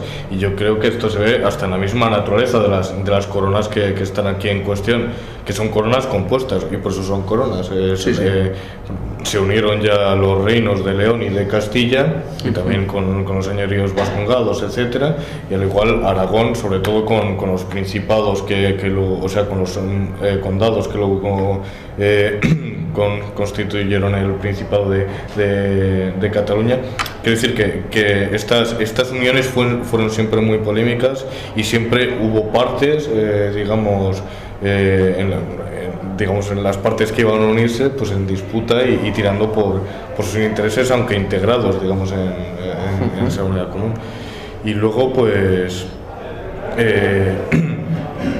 bueno, pues comentar a lo mejor que esto imagino que también estarás, pues, en sintonía, entenderé a lo mejor de otra manera, que digamos las razones de esa adhesión a la corona, digamos, de este realismo, digamos, por adhesión al rey o a la figura de un monarca en la corona de Castilla, venía desde antiguo, y sobre todo, pues digo yo que tendrá relación, pues con todos los territorios que había de realengo bajo el rey, y un poco en pugna, en disputa sobre todo con los señoríos, con los territorios señoriales. Y digamos, que decir que sobre todo un grueso de la población, el común o como se le quiera llamar, se veía amparado y se veía protegido por esa protección del rey, pero que esto se condensó en códigos jurídicos determinados, de tipo foral sobre todo, y también había un derecho común. Y quiero decir que todas las relaciones políticas, por ejemplo, digamos de incertidumbre que se daría en este periodo, pues hacen también referencia a ello, sean entre medias de esa existencia de códigos jurídicos, aparte de la acción política directa de todos los múltiples factores que había ahí. Las dudas en estos momentos, muy interesante, ¿no?, tu intervención. Las dudas en estos momentos, efectivamente, por la propia tradición castellana, porque es una tradición, pues que aparte que culturalmente es muy fuerte, permite amparar desde el recurso a la justicia de los pequeños hasta el recurso a otras ambiciones de los mayores, ¿no?, por decirlo de algún modo. No se pone en cuestión, ¿no?, el servicio a la corona, ni muchísimo menos. A mí siempre me llamó la atención esto desde que estaba con mi tesis. Bueno, ¿por qué en esta situación no hubo voz, y si hubo alguna, pero no hubo voces que se generalizaran, pues bueno, llegar a otro modelo político? O sea, aquí está claro que conocían el mundo del republicanismo, que al final es un mundo que no es menor en la edad moderna. Sobre todo en la academia sí se... Claro, entonces, y sin embargo no se plantea por qué existe una tradición consuetudinaria de siglos, con la recuperación del derecho romano, efectivamente, eso está ahí, y luego porque al final en ese lenguaje se reconocen y encuentran acomodo pues todos los castellanos de aquella época. Entonces el problema en estos momentos, al principio del siglo XVI, no es un problema de legitimidad en torno a ellos, sino quién ejerce ese poder. O sea, es algo parecido, si me permite, Daniel, al empleo del uso, lo traía apuntado de hecho, pero al final no, en fin, como palabras finales, del uso genérico del término democracia. O sea, todo el mundo nos vamos a, me estoy poniendo en plan muy Skinner, ¿no?, de linguistic style, etcétera. Claro, todo el mundo alude hoy en día a la defensa de la democracia, pero ¿qué es la defensa de la democracia? Pero si es que hasta la República, si es que hasta Franco decía que era una democracia orgánica, ¿no? O las repúblicas populares, que eran repúblicas populares. Pero en este sentido, claro, y también una de las otras cosas que te quería decir, que es que también está por hacer o está por debatir, habría que estudiar precisamente los debates y lo que se leía, se estudiaba en las academias, en las universidades, porque desde luego se estaba al corriente de las diferentes teorías políticas que venían de Europa, Pero en este sentido, a lo mejor hay una tesis que proponer aquí, que es que precisamente se están jugando distintas tesis de lo que es la comunidad política. Es decir, pues se está proponiendo a lo mejor o fundamentalmente por las razones que sean, digamos, entienden como más convincente una tesis de la comunidad política, digamos, de raigambre aristotélica, de raigambre tomista, y de hecho eso va a continuar en toda la escolástica salmantina con sus diferentes variantes, frente a ya una política nueva que ya juega con otras categorías, y digamos que es la que va a ser, digamos, lo que va a cincelar ya las categorías un poco más adelante en el tiempo, más definidas, de Estado, etcétera, de soberanía. Es decir, que se entiende, pues a lo mejor sí, de una manera más compuesta, lo que es más viviente, lo que es la comunidad política, frente a una manera más, pero claro, está por debatir, frente a una manera más digamos, más, por decirlo así, más esférica, quiero decir. Y Maraval mismamente alude a esto justamente al tratar el tema de las comunidades. Hay un momento, vamos, lo tenía apuntado en el libro en el que lo he estado estudiando, que dice, es una cita de memoria, pero viene a decir que lo que se propone o se deja leer entre líneas, tanto de la acción política de los comuneros como de los capítulos, es es la esfera de un Estado. Es un Estado en sentido esférico, cerrado, propiamente ya constituido como Estado moderno, que creo que es bastante discutible de cara a la letra, pero bueno, quiere decir que habría que ver, digamos, esa polémica académica junto con lo que señalas. Estaba recordando algún trabajo para Centro Europa, ¿no?, de Blink, etcétera, que vienen a defender, porque creo que también es que para Castilla se puede aplicar, que justo en estas décadas, finales de la Edad Media, principios de la Edad Moderna, además existe una cierta identificación, o una mayor identificación entre la idea de procomún, de bien común, y servicio a la corona, que es algo que en el lenguaje de los comuneros se ve bastante bien. Es decir, que cuando ellos escriben, dicen el servicio de su Alteza y bien común. O sea, no como disociación, sino como asociación. Claro. Pues que además eso es una categoría política, o sea, básica y del conocimiento de todos, digamos, del aristotelismo político, o sea, del teísmo político. Es decir, que digamos, hay una correlación, o sea, no se puede hablar de una influencia directa, pero digamos que sí hasta cierto punto sí se corresponde, digamos, la manera de regirse, hasta cierto punto, de lo que son las comunidades hispánicas, sobre todo de Castilla, digamos, con esa forma al menos en que se ha pensado la teoría política, al menos hasta el momento. Y bueno, hay una pregunta también por ahí. Ah, sí, perdona. Bueno, me pones por aquí porque si no por la cámara. Y yo tampoco con el ordenador. Nada, yo por supuesto agradecerle su ponencia, me ha parecido que ha abordado cuestiones muy importantes y muy interesantes de la historiografía del siglo XVI, pero lo que yo quería era apuntar algo, porque me parece que al tratar estas cuestiones historiográficas no podemos eludir lo que es una cuestión de fondo, que según la entendamos, pues entenderemos la historiografía. Me refiero a la pregunta por España. Es decir, tenemos que saber qué entendemos por España para poder interpretar luego los datos historiográficos. Entonces, por eso, por ejemplo, que tiene que ver con cuestiones que ha planteado Daniel sobre la política, es que de hecho, a mí me parece claro que no es lo mismo interpretarlo desde las categorías de los estados modernos, de los estados nacionales, las naciones políticas, que interpretarlo, por ejemplo, como han hecho autores recientemente como Gustavo Bueno o aquí en nuestra casa, pues el profesor Juan Bautista Fuentes, interpretar España precisamente como una comunidad universal, o sea, como un imperio, que claro, que dada la evolución histórica también acaba transformándose en un estado nacional, pero digamos que la realidad de España no se agota en el estado nacional moderno, sino que es ante todo la vocación universal que se ha visto siempre en el propio discurso de la historia de España. Entonces, por eso. Bien, vamos a ver. Estamos de acuerdo. Bajo mi punto de vista, para resultar categórico, y cuando digo categórico es inexacto, ¿vale?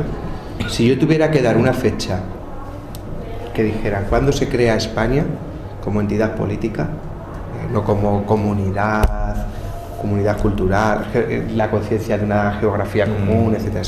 Políticamente, para mí es el siglo XVIII, los decretos de nueva planta.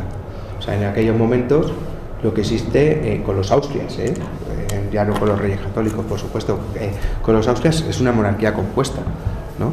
Término de, vamos, que para los historiadores es de uso común. ¿Qué implica el término monarquía compuesta? Que existe un reconocimiento a un mismo rey por diferentes reinos, coronas, principados, etcétera, pero cada uno a un mismo rey y a una misma religión. Por eso la religión también es tan importante.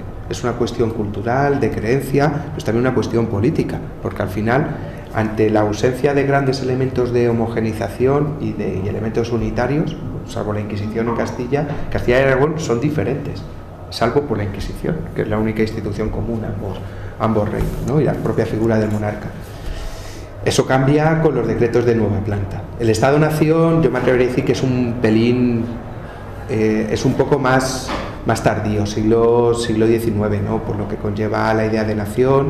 Claro, la idea de Estado moderno, que es uno de los grandes debates entre los historiadores, ¿no? Hasta qué punto aquellas formaciones políticas pueden ser identificadas como Estado o no son Estados. Eso ya es interpretación, ¿no? Primero hay que saber qué entendemos por Estado. A mí siempre me gusta la definición de Max Weber, ¿no? Con sus diferentes categorías y ver cómo se aplica. Yo tengo muchas dudas de que aquello fuese un Estado, ¿vale? Desde luego un Estado-nación ni por asomo, porque hasta el 19 no existe el Estado-nación. Y luego, cuando hablo de Estado, digamos, no con nuestras fronteras, porque nuestras fronteras, en último término, son el producto de una guerra, que es la guerra de sucesión, y los decretos de nueva planta, en último término. Y luego lo que ocurre en el 19, porque en el 18 está todavía América, que forma parte de esos decretos, ¿no? Y de ese régimen borbónico. Bueno, en suma, bueno, esto es uno de los temas claves en nuestro ethos, ¿no? Patrio, pero también es lógico, no solamente en España, ojo, también en otras partes de Europa. Lo que desde el siglo XIX se nos ha vendido como estados y estados-nación, anclados pues a principios de la Edad Moderna, etcétera, hoy sabemos que es harto difícil de mantener esa idea. O sea, los estados, para entender, digamos, estado en el sentido weberiano del término, son producto principalmente del siglo XVIII.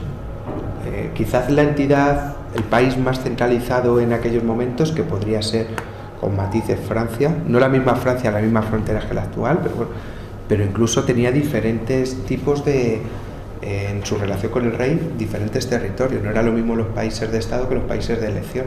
Por ejemplo, Gran Bretaña es un producto de principios del siglo XVIII, porque anteriormente existe una unión dinástica entre diferentes territorios que luego pasan a ser Gran Bretaña, Irlanda, Escocia, Inglaterra, etcétera. Por supuesto, el Sacro Imperio Romano Germánico.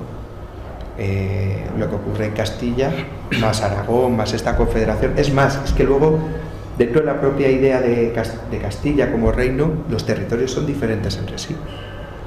O sea, Granada es un territorio, ya no digo por inercia y tal, sino institucionalmente es diferente. Hasta el punto de vista fiscal lo es. Lo es. ¿Por qué? Pero además hay una explicación que es lógica. Vamos a ver, una de las grandes diferencias del mundo contemporáneo respecto al mundo de la Edad Moderna, el antiguo régimen, que nosotros partimos de un criterio de igualdad. O sea, para nosotros, desde el siglo XIX, partimos la idea de tenemos que ser iguales ante la ley, somos iguales ante la ley, es una idea de igualdad, que todos compartimos, es una base. Claro, la historiografía del siglo XIX se esforzaba en anclar esa idea hacia el pasado, y es donde buscaban pues esos precedentes. Bien, pero es que el antiguo régimen es todo lo contrario, principalmente los siglos XVI y XVII. Parten de una idea de desigualdad y privilegio, porque para ellos la igualdad era una aberración. O sea, no entendían, mirando incluso a las Sagradas Escrituras, que existiese la igualdad, que existían insisto, lo anclaban incluso los tratadistas, lo justificaban los tratadistas, los moralistas, pues en función de, bueno, pues hay diferentes tipos de ángeles, tenían que ser desiguales, y los territorios eran desiguales, y los impuestos que pagaba una persona no tenían que ser lo mismo que los otros. Entonces, ¿cómo van a ser los territorios iguales? No podían serlo, pero ni aquí ni en ninguna parte de Europa, ¿no? Me atrevería a decir. Lo contrario es que todos los movimientos de igualitarismo, la guerra de los campesinos, ¿no? De 1525, etcétera, lo hacen siempre, son minoritarios además, pero lo hacen siempre recuperando las ideas que ellos pensaban que habían sido perdidas, porque lo que se entendía como natural era la desigualdad. Entonces es lógico que los territorios fueran desiguales, que mantuvieran sus monedas, sus instituciones. Para ellos era un orden natural la desigualdad, cosa que para nosotros no lo es. Eso también es muy interesante. Sí. No, pero siendo un poco en lo que comentaba Álvaro, y no me quiero extender mucho, porque si dices que tienes... Al final la reunión del departamento... no, simplemente decir eso, que supone un problema, vamos, y lo suponía para la historia, sobre todo para la historiografía, digamos, decimonónica, de corte liberal, especialmente, supone un problema de cara mismamente a la metodología, pues contar con las categorías políticas como puede ser Estado, porque precisamente al igual que no se podría hablar entonces por ejemplo, ni España, ni del Sacro Imperio, ni al menos de la misma manera, ni siquiera se podría hablar de Roma en ese sentido, porque tampoco es un Estado, es otra cosa. Es otra cosa, no, simplemente sí, tiene instituciones, pero fijaros, la Santa Sede, Roma en aquellos momentos, el 16... pero Roma, el Imperio Romano. El Imperio Romano ya había desaparecido. Claro, pero quiero decir que la historiografía tendría problemas, digamos, estaría incapacitada metodológicamente para abordar quirúrgicamente la labor de hacer la historia. No olvidemos una cuestión. Vamos a ver, hacer historia en el siglo XIX era una manera de hacer política, y hacer política era una manera de hacer historia. O sea, si vemos quiénes son los historiadores, son políticos, desde el propio Cánovas hasta, bueno, pues parlamentarios, ¿no? Del 12, de 1812, de las Cortes de Cádiz. Entonces, no se entiende, no existe esa disociación que se da en el siglo XX de profesionalización de la historia. Por eso eran tan importantes los historiadores, porque eran también políticos o muy cercanos a políticos. Claro, todo eso dejó, y no hablo ya en términos simplemente, yo creo que más complejo, ¿no? De manipulación. No, es que ellos veían eso, porque al final la historia es una interpretación sobre hechos bien fundamentados, ¿no? Y ahí es donde entra el método y toda esa cuestión. En relación a las comunidades, antes lo citaba, efectivamente las dos tradiciones historiográficas yo creo que tienen un peso que llega hasta la actualidad. Y quizás el mayor de ellos, y no deseado, es que nos ha planteado las comunidades, bueno, en fin, la imagen que tenemos de las comunidades como dos grandes bandos. Pero es que cuando te vas a las fuentes, ¿no?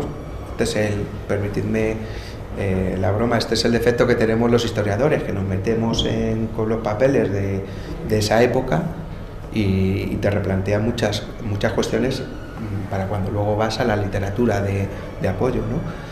Y una de las cuestiones que a mí me llama la atención es que nos han planteado dos bandos, realistas contra comuneros, unas veces unos son los buenos, otras veces los buenos son los otros, y yo es que no lo veo como dos bandos unívocamente definidos. Eso no fueron. Claro, es todo mucho más enrevesado, mucho más confuso, mucho difícil.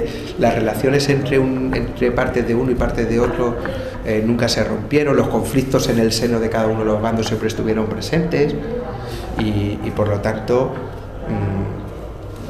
en fin, yo creo que es interesante retomarlo por la propia veracidad, ¿no? De lo que pudiera acontecer y también porque nos explican cuestiones que puedan acontecer hoy en día, ¿no? Pero bueno, eso ya es también una apreciación muy personal.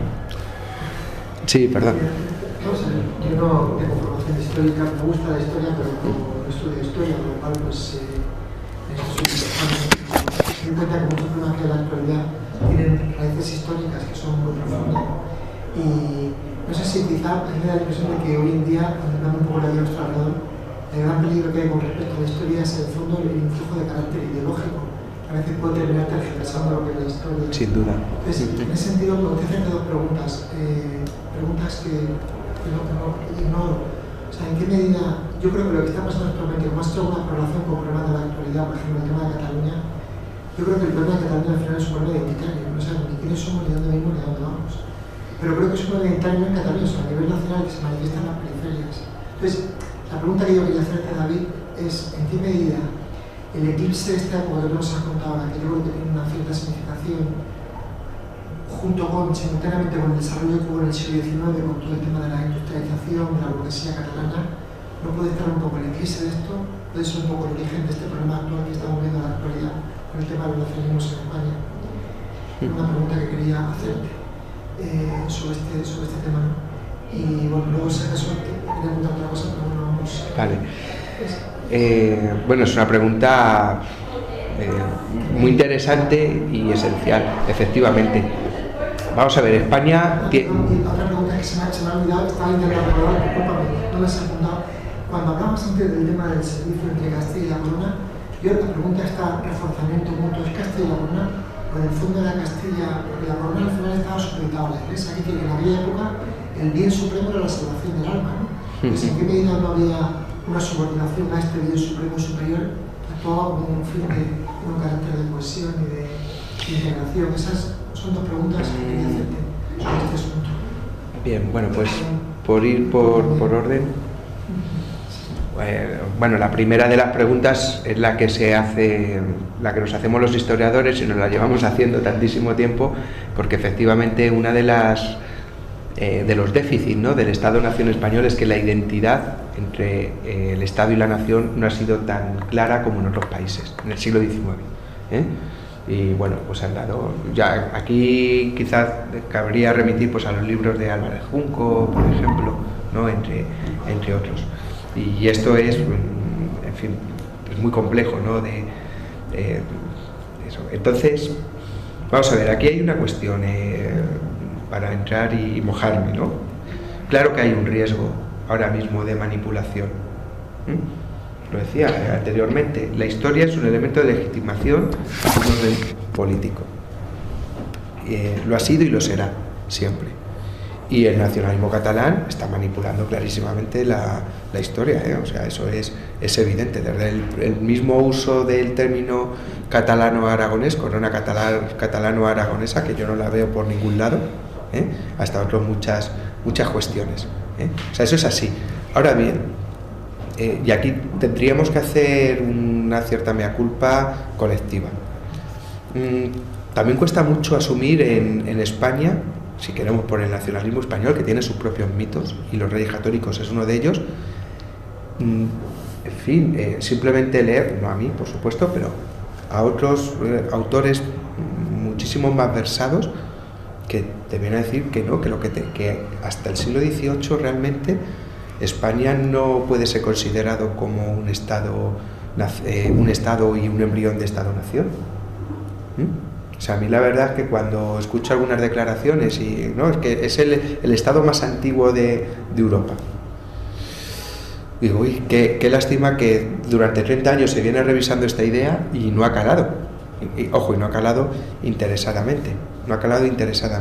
Pues yo creo que al final, si mantenemos ese discurso, consolida la mentira que pueda venir por otro lado. Ojo, y además no es ningún tipo ni por supuesto desprecio, ni de echar, digamos, poner menos en valor las ideas de Estado. No, es que en el siglo XVI, estoy pensando en un artículo clarísimo de John Eliot, es que el régimen político es de monarquía compuesta. Y la monarquía hispánica, incluso entre Castilla y Aragón, y luego Portugal, tiene estas estructuras, y para ellos era lo absolutamente natural. Lo absolutamente natural. Entonces, claro, ya para concluir, o sea, es un tema identitario. Evidentemente la identidad también se hace con historia, y esa historia, pues desde el nacionalismo, pues ha empujado clarísimamente en una dirección que tampoco es cierta, pero yo no sería demasiado partidario de responder a ello con una visión que a mí me parece trasnochada de nuestro pasado, porque existe tal cantidad de bibliografía e investigaciones de los últimos 40 años que invalidan esa idea del tanto monta tanto. Sí que eso, no, además todo lo contrario, o sea, demuestra que al final quizás las mejores épocas o no, eso ya sería debatible también, pero que durante 200, 300 años las comunidades ibéricas vivieron como comunidades. Y además Cataluña fue hasta 1640, fue de los pocos territorios que no tuvo ningún problema de integración en la monarquía, en los Habsburgo. Es decir, hubo unas germanías, unas comunidades de Castilla, revueltas en Sicilia, en Nápoles, en Mallorca y Cataluña. No tuvieron ningún problema. Pero más, es que en 1640 no es una revuelta por la independencia. Simplemente vieron amenazados, ¿no?, por el conde duque sus posiciones dentro de la propia monarquía hispánica, entendieron que eso ya no era monarquía hispánica y se pusieron en manos de Luis XIII. Que Luis XIII evidentemente les utilizó como un elemento de la guerra de los 30 años. Entonces luego pues dijeron, pues para eso nos volvemos a la monarquía hispánica. O sea que no se plantea en 1640 una república catalana ni nada por el estilo, ¿no? Yo creo que asumir la historia es un deber ciudadano. Y no lo digo por los que estamos aquí, lo digo por los que muchas veces se sientan en un parlamento y le intentan utilizar. No sé dónde pondréis luego la grabación. Seguramente en YouTube, pero yo creo que no se ha dicho nada incorrecto. En cualquier caso, vamos a ver, esto es una aula académica y se habla de lo que haya que hablar. O sea. Hombre, que lo he dicho en broma. Y la segunda pregunta, la supeditación a la Iglesia.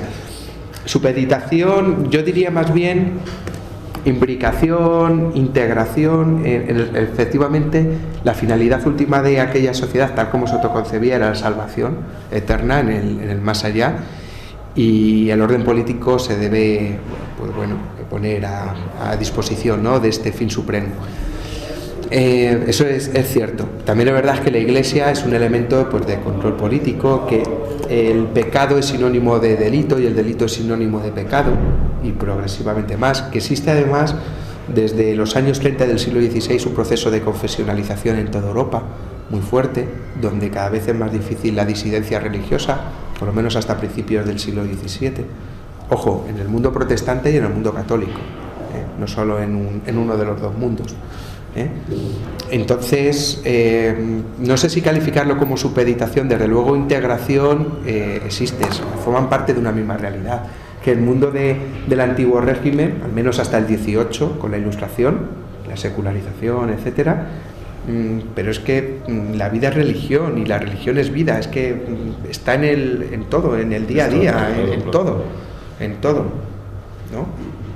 Algunos de los comuneros, y no pocos, ven en ello la mejor salvaguarda ante levantarse en armas, porque piensan que viene el fin del mundo.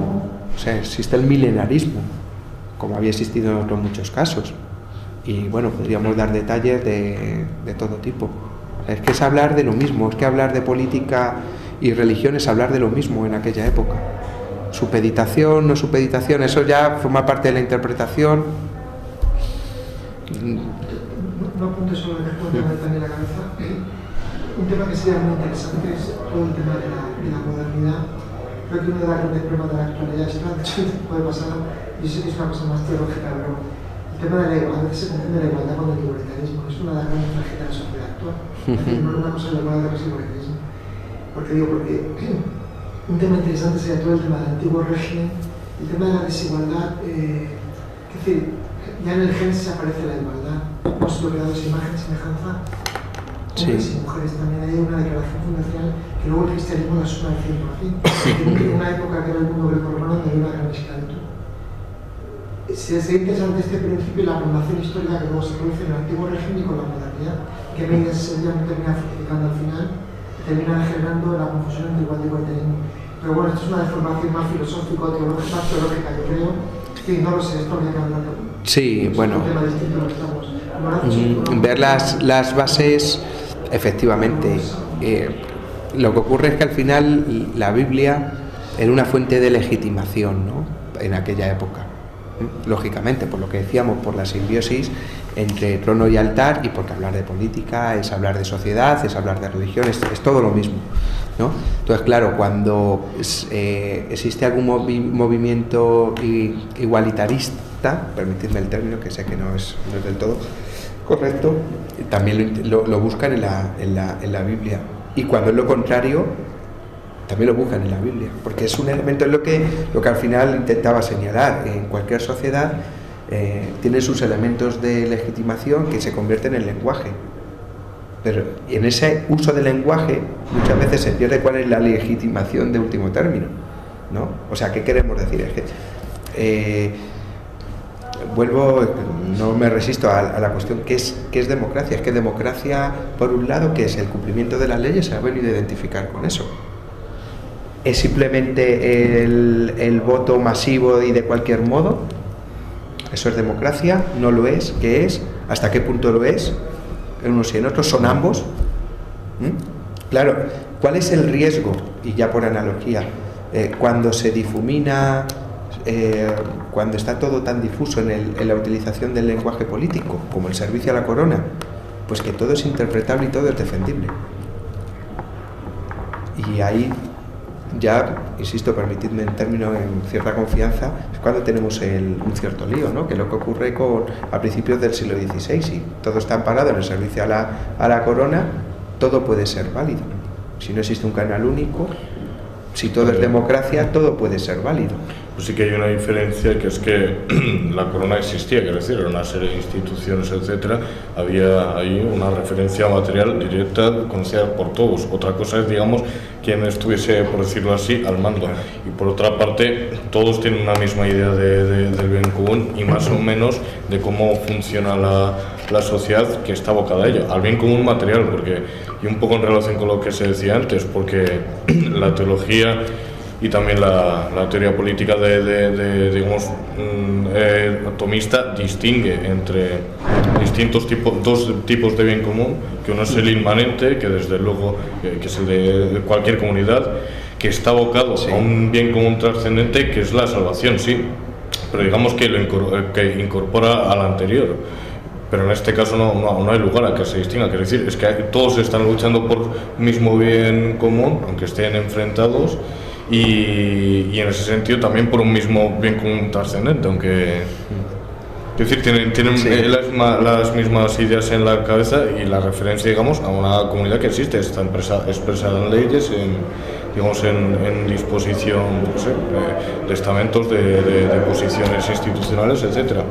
Quiero decir que es una referencia directa, el bien común o la corona y no la democracia, que digamos, o al menos a día de hoy, es un término mucho más vaciado, digamos, mucho más equívoco. La cuestión en último término es cómo se interpreta, ¿no?, lo del bien común, porque no es solo con arreglo a derecho. O sea, cómo bueno, no quiero abrir otro elemento, pero cómo... No, pero me refería sobre todo a que hay más o menos una impresión de una cierta idea de comunidad. Que es organizada de una u otra manera. Hay cosas que arreglar, digamos, no quiere decir que no sea polémica o que no haya cosas en las que incidir, que mejorar o frente a cuál estés, pero que más o menos se tiene una misma idea de comunidad. Y sin embargo, a día de hoy, de democracia, pues es un término que lo usa todo el mundo para lo que sea. Es decir, que de cara a la retórica está mucho más vaciado, no hay, casi parece que no tiene referencia. O sea, en ese sentido es un término mucho más equívoco a día de hoy. Simplemente, vamos, un matiz de gremio, si quieres. O sea que estamos aquí todo el día.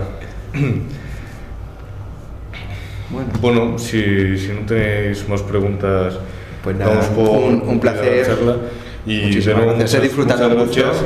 Igualmente a vosotros y de veras es que además pues uno disfruta hablando de sus temas y haciendo este tipo de reflexiones y entablar este diálogo, que además también permite conocernos.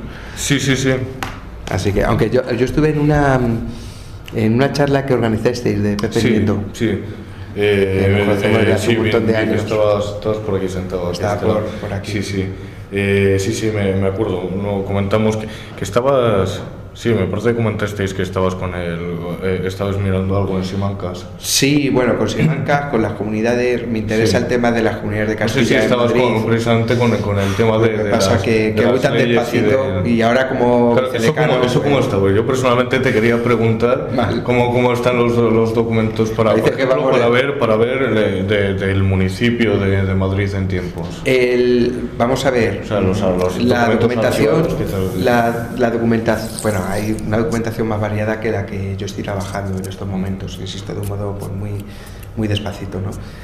Esta documentación es interesante porque son los borradores de las actas del ayuntamiento comunero. Las comunidades en buena medida se han construido con fuentes del bando realista, porque esto sí, Carlos V, yo diría Carlos V junto con élites, así por decirlo globalmente, aunque ahí no estaría todo el mundo, intentan hacer un borrado de memoria. Entonces las actas, claro, porque hay una subversión directa en muchos de los grupos comuneros, ¿no? E intentan borrar la memoria del movimiento. Entonces en las actas de los ayuntamientos comuneros, las actas municipales, apenas se han conservado. No sé si algunas se han publicado de Zamora, no se ha conservado. Y en las actas municipales del Ayuntamiento de Madrid, te dice Gaspar Dávila, que es el escribano, literalmente, me han ordenado que corte. O sea, él seguía apuntando. Ahora bien, ¿qué es lo que ocurre? Que antes de llegar al libro de actas oficial, los escribanos iban tomando notas. Esto es lo que se ha conservado. Cuando iban a un alarde, iban a una jura, iban a donde fuere, ellos tomaban nota y eso es lo que estoy estudiando ahora mismo, eso se ha conservado. Entonces no son actas, pero tienes el borrador de las actas.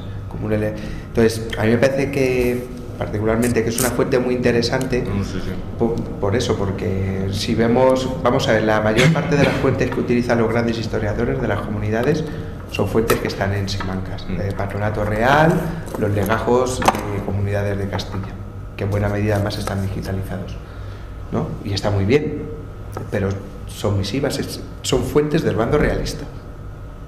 Puede haber algún matiz, pero son fuentes del bando realista. Fuentes comuneras apenas han sobrevivido. Entonces, claro, encontrarte con esta joya... Qué interesante. Es muy interesante, son como 150 folios y se puede ver todo, desde aspectos del gobierno, del ayuntamiento comunero, a quienes están detrás, estas facciones, ¿no?, que luchan. O sea, el caso de las Comunidades de Madrid es clarísimo que a por quien van es a por la familia de los Vargas, el tesorero general, ¿no? El gran tesorero Vargas. ¿Por qué? Pues porque Vargas y toda su hueste se ha enriquecido profundísimamente en estos 2 siglos. O sea, lo de las cuentas de Vargas, Averigüelo Vargas, no es casual, ¿no? Y bueno, ves comunicaciones también con Toledo, con Segovia. Bueno, es interesante. Bueno, pues muchísimas gracias.